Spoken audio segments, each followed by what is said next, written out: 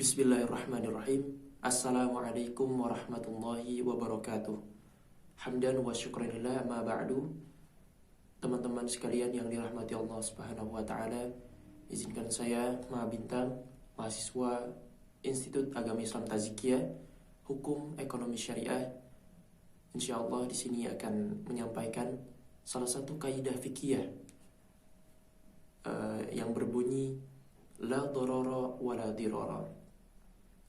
Kaidah fikih ini merupakan kaidah hukum Islam yang mempunyai arti tidak ada bahaya dan tidak boleh menimbulkan bahaya.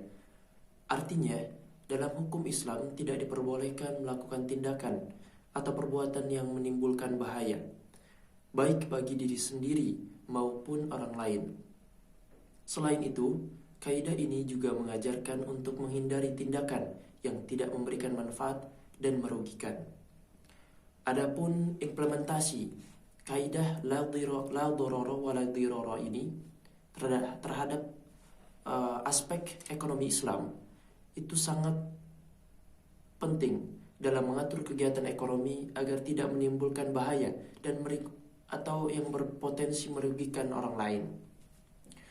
Sebagai contoh misalnya, dalam sistem keuangan Islam, transaksi yang bersifat spekulatif, yang sifatnya spekulasi, dilarang karena berpotensi menimbulkan kerugian bagi pihak lain. Hal ini berbeda dengan sistem keuangan konvensional yang sering menggunakan instrumen-instrumen spekulatif yang beresiko tinggi bahkan dan bisa merugikan orang lain, berpotensi merugikan orang lain.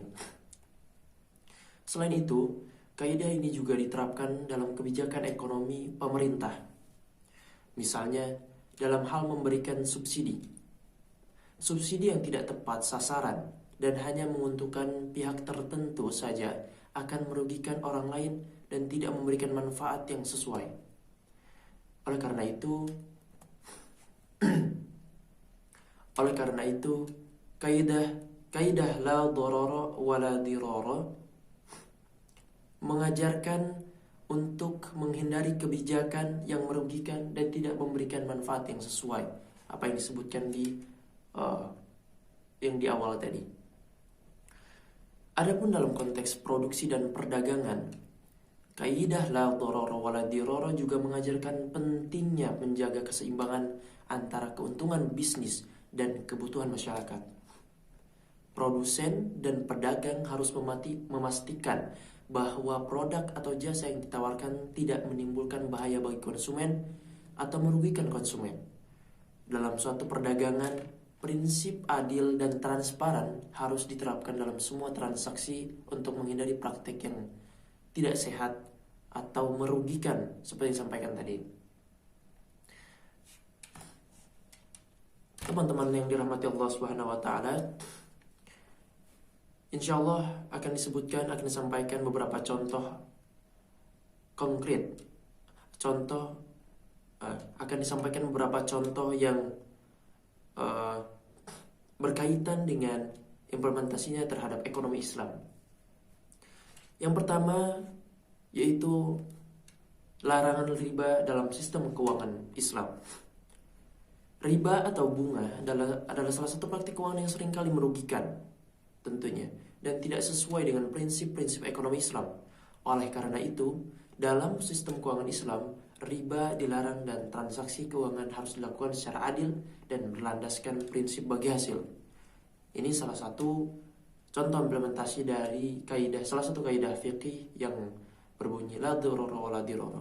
Tidak ada bahaya dan tidak boleh menimbulkan bahaya tersebut. Kemudian yang kedua, yaitu larangan spekulasi dalam perdagangan. Ini dalam suatu perdagangan seringkali hanya memberikan manfaat bagi pihak tertentu dan bisa merugikan orang lain. Oleh karena itu, dalam ekonomi Islam, transaksi spekulatif seperti short selling atau derivatif yang bersifat spekulatif itu dilarang. Sebaliknya, transaksi yang berbasis pada kepentingan real dan kebutuhan masyarakat itu diutamakan, diprioritaskan. Adapun yang ketiga, penerapan prinsip kemaslahatan dalam kebijakan ekonomi.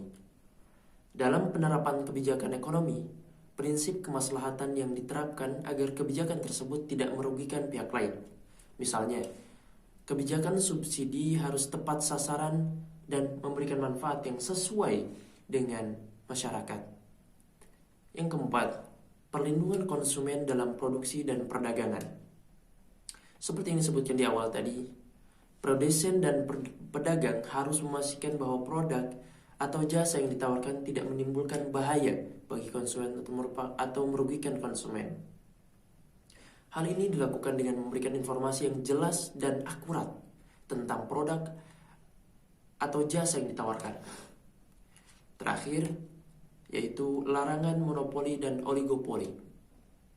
Prinsip persaingan sehat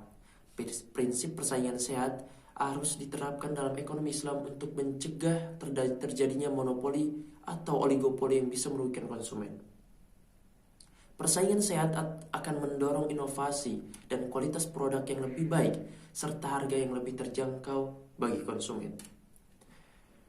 Kesimpulannya teman-teman sekalian, dengan menerapkan kaidah fikih la dharara wa la dhirara dalam ekonomi Islam, dapat tercipta sistem ekonomi yang adil dan berkelanjutan bagi seluruh masyarakat tentunya.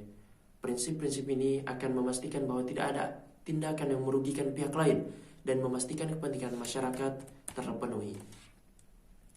Implementasi kaidah fikih la dharara wa la dhirara sangat penting dalam menjaga keadilan dan keberlangsungan ekonomi Islam.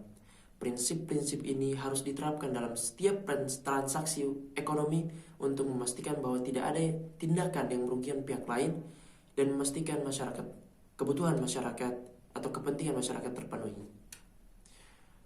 Seluruh atau 5 kaidah umum dalam kaidah fikih itu pastinya berhubungan dengan segala aspek kehidupan yang kita jalani, termasuk dalam kegiatan ekonomi kita.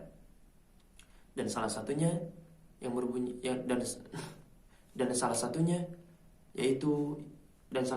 yaitu yang berbunyi la dharara wa la dirara, atau yang tidak ada bahaya dan tidak menimbulkan bahaya, ini sangat berhubungan jelas dengan kegiatan ekonomi Islam kita.